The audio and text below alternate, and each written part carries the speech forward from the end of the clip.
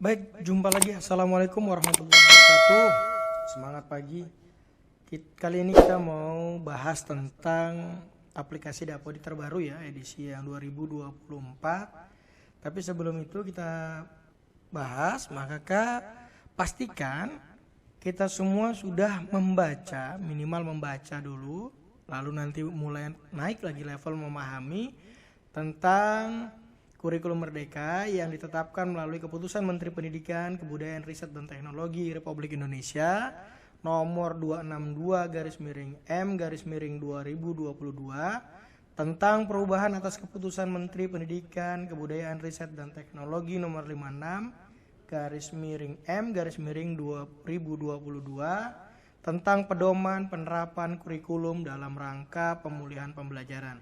Nah, jadi sebelum masuk ke Dapodik, pastikan ini sudah dibaca dulu, sudah dipahami dulu kerangka kerjanya, bagaimana instruksinya seperti apa. Baru kita mulai masuk ke Dapodik. Nah, kali ini kita akan coba bahas isu-isu yang kemarin ada dalam pembahasan dalam beberapa pertemuan ya. Yang pertama adalah bagaimana langkah kerja di awal supaya data Dapodik ini benar, valid.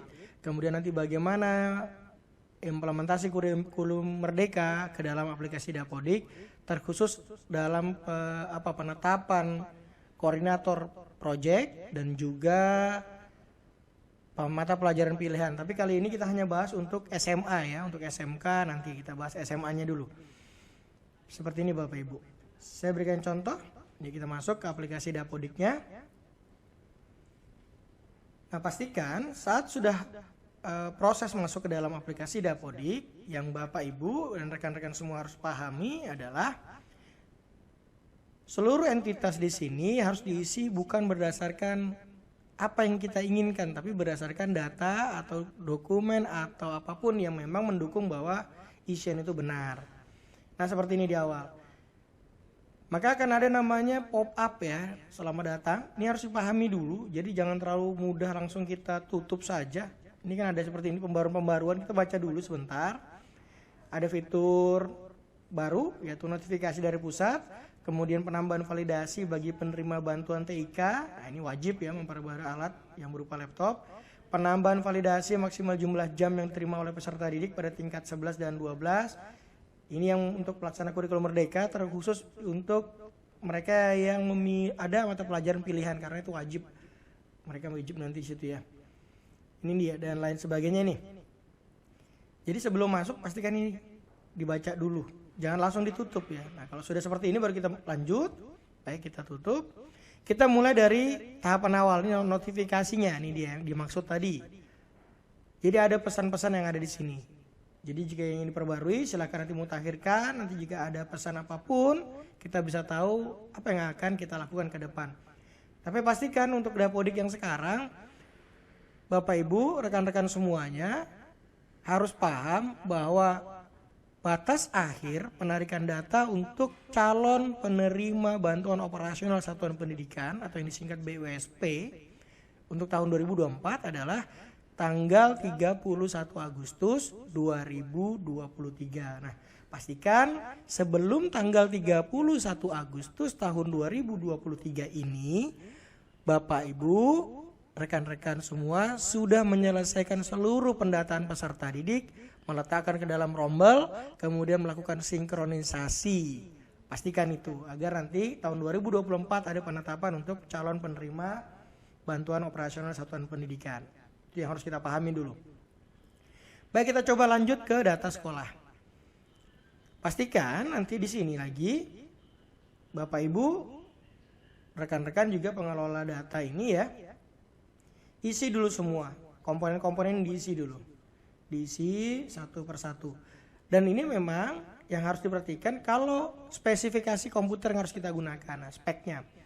Pastikan spesifikasi komputer yang kita gunakan untuk aplikasi Dapodik ini yang betul-betul luar biasa ya, artinya betul-betul yang terbaik, betul-betul kita optimalkan. Jadi bukan yang spek minimal ya, agar nanti proses kerjanya lebih cepat, lebih mudah. Ini harus diisi kembali, diisi lagi seperti ini. Kemudian nanti sanitasinya juga harus diisi. Dan mengisi ini jangan operator melakukan karangan bebas ya, tapi ini harus koordinasi dengan pengelola-pengelola yang memang memiliki tugas dan fungsinya di situ. Baik ini diisi semua, seluruh komponen ini diisi, Bapak Ibu. Nah ini dia, isi semuanya. Setelah di bagian sekolah telah terinput dengan baik atau telah terisi dengan baik, barulah masuk ke bagian sarpras. Ini juga kita berikan contoh saja dulu yang paling umum, yaitu di bagian alat, angkutan, dan buku yang sering terlupakan Bapak Ibu ya. Ini yang biasanya kalau kita mengisi Dapodik itu fokusnya hanya pada saat mengisi jam pelajaran guru.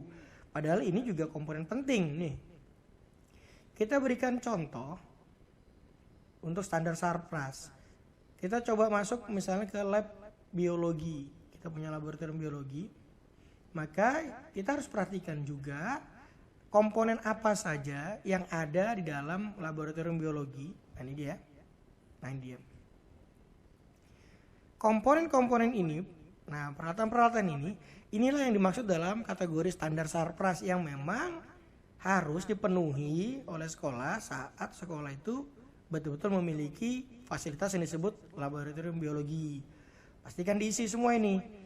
Jadi saat Anda menerima dana BOS reguler gitu ya, atau dana apapun itu, maka penuhinlah. Karena nanti kaidahnya saat kita memiliki laboratorium, maka ada namanya kepala laboratorium yang ekuivalen pengakuannya dari 12 jam.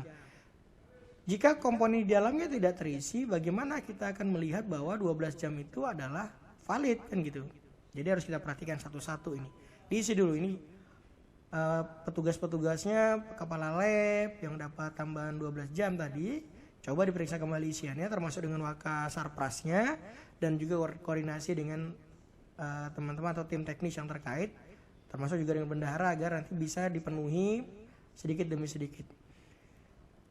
Kita lanjut sekarang yang bagian poin dari kegiatan kita, yaitu rombongan belajar yang tadi kita bahas. Ini ada struktur yang baru ya untuk kurikulum yang baru. Tapi kita kembali dulu, mohon maaf, kita kembali dulu ke bagian sekolah. Ini Bapak Ibu, di bagian sekolah ini pastikan saat kita ke beranda ya, kita ke ini dia. Kurikulum kita, implementasi kurikulum itu kondisinya harus jelas seperti ini. Apakah masih 2013 atau merdeka? Jika sudah merdeka, maka baru kita akan masuk pada pembagian beban mengajar sesuai dengan opsi yang kita gunakan. Kalau merdeka dalam kondisi belajar, maka di sini implementasi kurikulumnya masih 2013. Bagi mereka yang sudah mandiri dan berubah, maka implementasi kurikulum di Dapodiknya adalah merdeka.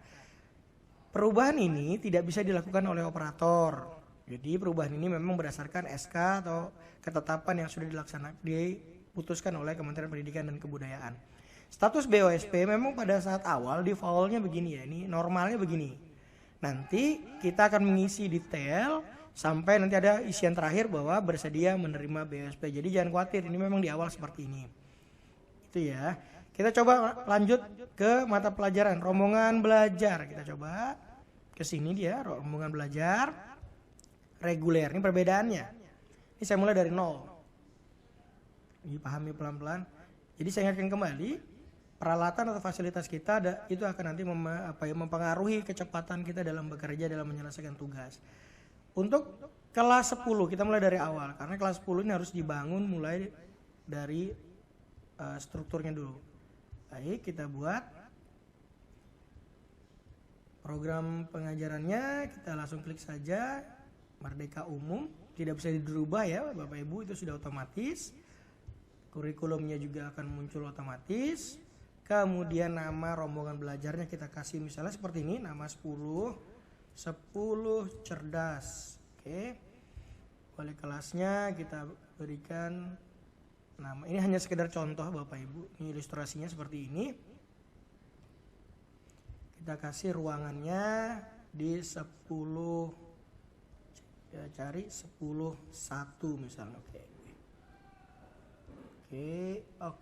Kita simpan. Nah, setelah ini pastikan kita input dulu anggota rombelnya. Jadi kita klik dulu, kita kembali, kita klik dulu, kemudian kita pilih anggota rombel. Nah, dari sini pendaftaran dari pasti otomatis dia siswa baru. Ini kalau yang mengulang nanti memang mengulang, tapi ini otomatis siswa baru yang mengulang nanti kita turunkan sesuai dengan jenis pendaftarannya. Baik, kemudian pilihlah siapa siswanya yang mana, kemudian tinggal pindahkan ke sebelah.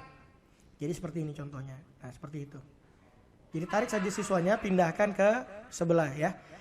Setelah dipindahkan, kita sudah selesai pembentukan rombongan belajar sesuai dengan jumlah batasan minimal dan maksimal ya, atau kita buat perhitungan berdasarkan rasio kebutuhan siswa, rasio jumlah siswa dan rombel sesuai dengan aturan yang berlaku. Jadi untuk siswa dari jenjang pendidikan menengah SMA itu maksimal adalah 36. Jadi berapapun jumlah siswa di kelas 10 kita coba bagi 36 supaya kita dapat hasil jumlah rombel ideal nanti di kelas 10. Baik, kita lanjut ke pembelajaran. Untuk kelas 10 kita mulai seperti ini. Nah, ini dia. Di sini ada yang harus kita perhatikan perbedaan dengan kurikulum 2013. Nah, ini dia. Seperti ini, isian yang sudah terdaftar di tingkat 10 umum ya, kurikulum merdeka. Ada fitur barunya yaitu pilih tema P5 ini untuk fasilitatornya. Yang harus diperhatikan yaitu seperti ini, contoh ya, kita berikan mata pelajaran PKN, misalnya contoh. Ini saya kasih namanya lagi. SK-nya itu 10 digit ya, coba ini hanya sekedar contoh. Kemudian tanggal kita buat. Nah, jam maksimal. Untuk jam maksimal, ikuti bagian maksimal di sini ya, yang di sebelah kanan. Jika di sini PKN 2 jam, maka ikuti saja 2 jam. Ini memudahkan, nanti terkait hal lain kita bisa tanyakan di kolom komentar saja. Kenapa harus 2 jam, kenapa tidak boleh, misalnya apakah boleh dikurangi atau segala macam. Ini dia, 2 jam. Walaupun nanti pada saat penetapan fasilitator, beliau juga sebagai fasilitator. Nah, ini kita taruh dulu ya 2 jam. Ini sekarang kita ambil koordinator projectnya ya, project penguatan profil pelajar Pancasila, ini P5-nya. Kita ambil, ini saya berikan contoh juga, masih sama nomor SK-nya. SK itu biasanya pasti sama biasanya sih. Kecuali sekolah ada yang merubah nomor SK berbeda. Nah ini 2 jam.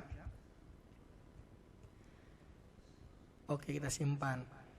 Koordinator P5 maksimal bisa masuk di 3 rombel. Maksimal mengampu di 3 rombel ya. Ini untuk seorang koordinator. Jadi saat koordinator itu hanya berada di 1 rombel tidak ada masalah. Tapi ketetapannya adalah maksimal 3 rombel atau total seluruh jamnya adalah 6 jam. Jadi jangan lebih dari itu untuk setiap koordinator P5. Lalu kita coba ini Pak Abu Bakar juga sebagai fasilitator. Baru apa yang harus kita lakukan? Ingat ya, jamnya tetap seperti ini. Antara jam maksimal dengan jam yang diisikan sama. Kita pilih pilihan P5. Ini dia. Kita ambil contoh saja karena ini masih contoh. Kita ambil kearifan lokal misalnya. Dengan nama yang tadi beliau sama, Pak Haji Abu Bakar. Nah, SK-nya sama. Tanggal SK. Oke. Seperti ini. Nah, selesai seperti itu ya Bapak Ibu. Fasilitator tidak dihitung dalam akumulasi pemenuhan beban mengajar yang nanti akan ditampilkan di info GTK. Ini jangan salah paham. Fasilitator tidak akan ditampilkan dalam validasi pemenuhan beban mengajar di info GTK. Hanya dihitung di bagian koordinator P5 dan juga di guru atau mata pelajaran umum ya, seperti itu. Jadi saya ingatkan lagi untuk pengisian jumlah jam ikuti saja yang ada seperti ini. Maksimalnya 2 maka jamnya 2. Jika maksimal 3 maka isi saja 3. Koordinator P5 itu diisi, dapat jumlah jamnya adalah 2 jam maksimal per rombel, boleh mengampu maksimal 3 rombel, jadi totalnya adalah 6 jam. Tidak boleh lebih dari itu. Lalu pastikan lagi yang perlu diingat adalah koordinator P5 tidak diperkenankan juga dalam aturannya itu merangkap menjadi kepala atau koordinator atau apapun itu yang sifat tugas tambahannya ekuivalensinya adalah 12 jam. Seperti itu ya, karena tugas tambahan yang 12 jam itu sudah adalah tugas tambahan maksimal.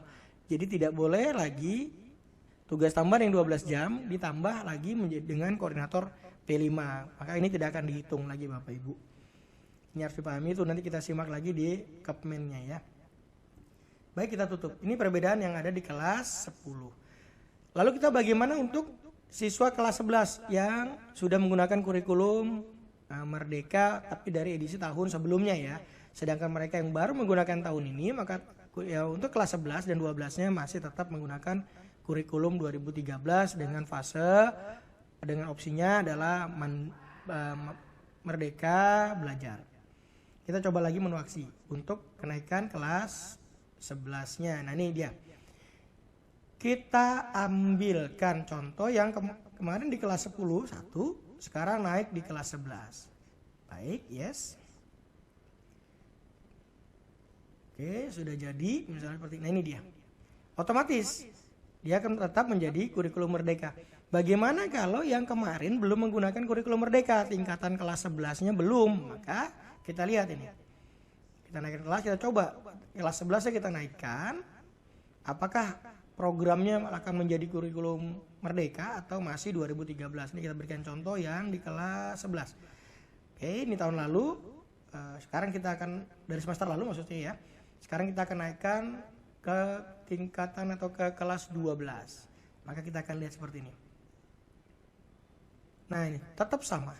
Jadi tetap masih menggunakan kurikulum 2013.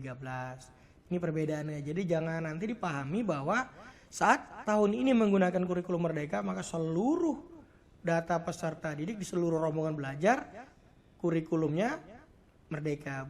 Bukan seperti itu. Kita kembali kepada opsi-opsi yang tadi ya. Baik, kita mulai di kelas 11 perbedaannya. Ini dia.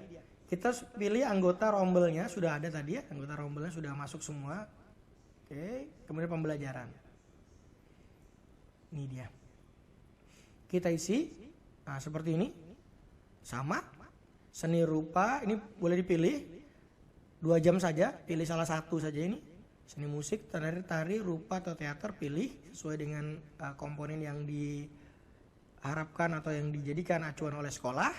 Kemudian kita isi ke sama seperti tadi, P5-nya jika ada koordinator P5. Kemudian pilihan tema juga sama, kita tutup. Kita cari yang perbedaannya saja. Baik, kita lihat di mata pelajaran pilihan, ini dia, fiturnya ini dia. Ini saya tutup dulu. Baik, nah ini dia. Mata pelajaran pilihan. Kita klik. Kita lihat dulu isinya seperti apa Bapak Ibu ya. Nah ini dia. Kita coba tambah. Mata pelajaran pilihan hanya ada di kelas 11 ke atas. Jadi kelas 11, 12 itu untuk SMA, untuk SMK kelas 11 sampai kelas 13 untuk yang program 4 tahun. Yang ini dia ada. Kelas 10 tidak ada mata pelajaran pilihan. Baik, kita coba mata pelajaran pilihannya. Kita masuk ke Merdeka, masih sama, kurikulumnya otomatis. Ya, ini. Nanti untuk SMK nanti Bapak Ibu ya kita akan bahas terpisah. Kita masih buatkan misalnya 11 semangat. Ini saya berikan judul saja. Nama rombelnya bebas sesuai dengan keinginannya satu sekolah. Kita akan coba ruang kelasnya. Misalnya kita menggunakan ruangannya kelas 10-2. Kita pakai ruang ini misalnya ya. Maka kita simpan. Oke. Lalu kita tetapkan anggota rombelnya. Nah ini dia. Setiap siswa wajib memilih mata pelajaran pilihan minimal 4, maksimal 5. Itu kalau memilih 5 maka harus disesuaikan dengan kondisi sekolah, kondisi psikologis dan lain sebagainya. Jadi kita ambil fase yang 4 saja ya. Jadi setiap siswa wajib memilih 4 mata pelajaran pilihan yang memang dibuka oleh sekolah. Jadi sekolah itu kaidahnya membuka 7 mata pelajaran pilihan, tapi nanti implementasinya dipilih lagi, disimilarkan, disamakan lagi menjadi 4 yang paling dominan atau yang paling utama. Kita berikan contoh, ini saya ambil siswanya. Oke, seperti ini misalnya. Oke. Mereka adalah peserta didik yang memilih atau memang kemarin dalam seleksinya atau dalam fase pilihannya menetapkan bahwa memilih mata pelajaran peminatan tertentu. Nah, ini dia. Baik, kita coba. Lalu kita coba lagi nih. Kita ambil ke pembelajarannya. Nah, ini dia. Kita tambah. Oke. Baik, silakan Bapak Ibu nanti tentukan mau mata pelajaran apa yang memang ditetapkan untuk siswa-siswa yang tadi ya. Misalnya kita berikan contoh saja matematika tingkat lanjut. Nah, ini dia. SK mengajar, kita buat yang tadi. Oke.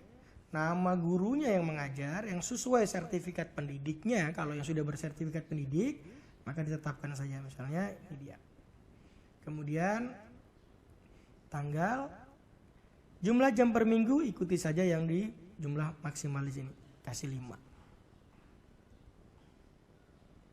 Oke, maka mata pelajaran pilihan 1 ini sudah selesai. Gitu ya. Setelah selesai, kita tutup dulu. Kita bisa membuat lagi kelas di tingkat yang sama atau di kelas yang sama atau di rombel yang sama dengan siswa yang berbeda. Kita buat lagi ya. Ini sama.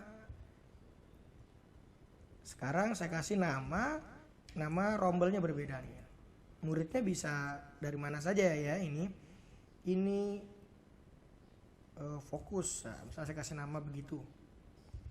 Kita tetapkan wali kelasnya untuk di ini siapa tadi misalnya. Oke. Kita pinjam ruangannya yang di 10.1. Karena tidak moving class maka tidak.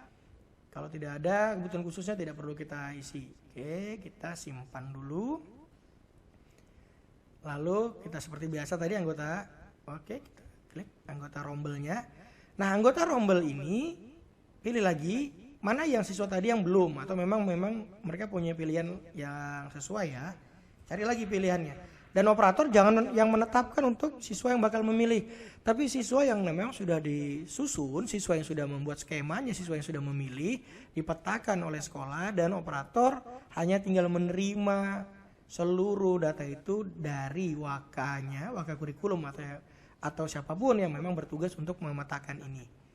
Jadi bukan operator yang bertugas nanti memetakannya. Baik, ini kita sudah selesai. Lanjut kita buat lagi nih, sekarang pembelajarannya. Kita tambah lagi. Nah, ini untuk pelajaran yang berbeda ya. Ini caranya seperti ini.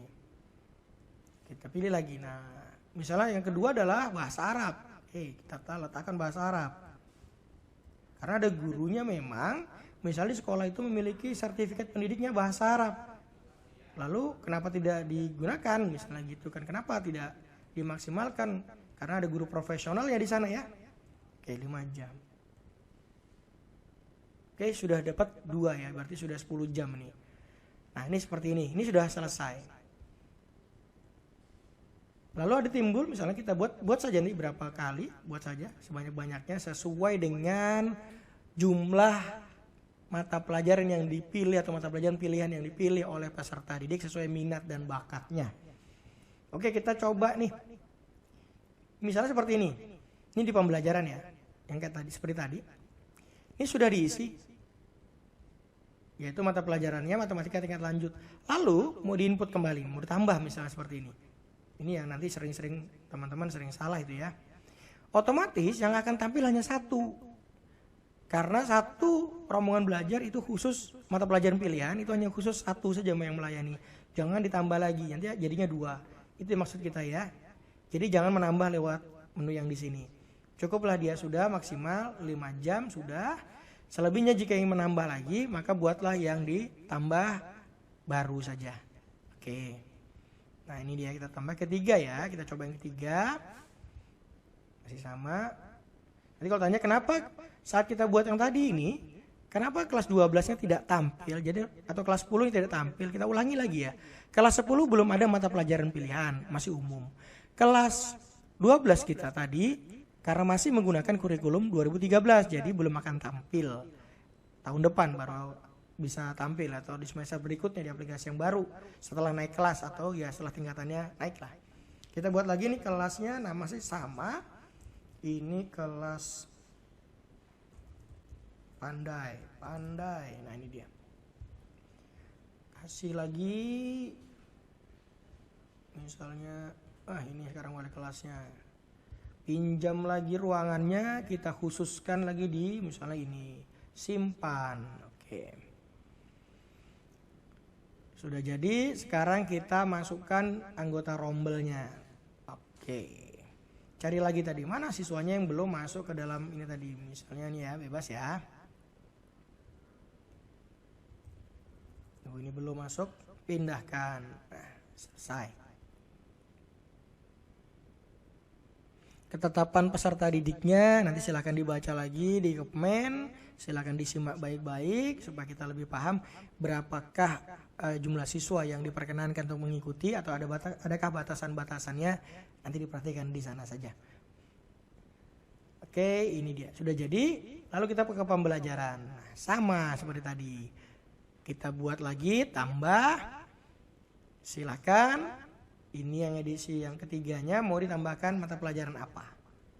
Ternyata mau dibuatkan lagi mata pelajaran bahasa Inggris yang walaupun sudah ada, ternyata sekolah itu butuh mata pelajaran bahasa Inggris tingkat lanjut, boleh dibuatkan. Kita buatkan lagi satu lagi mata pelajaran pilihan bahasa Inggris tingkat lanjut. Silakan. Nah ini kita cari yang mengajar siapa, misalnya Pak Datu Bambang. Oke, nah ini dia. Buat lagi 5 jam. Oke. Kita ini sudah selesai tutup.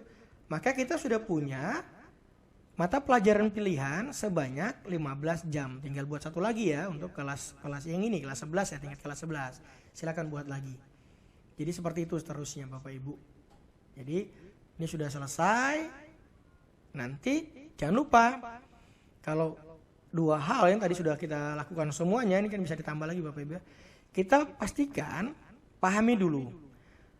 Tarik data itu bukan sinkronisasi ya. Tarik data adalah proses penarikan data dari pusat, dari admin dinasnya misalnya ada melakukan perubahan apa, atau kita sedang menarik data peserta didik dan lain sebagainya, maka fitur ini bisa dilakukan oleh operator.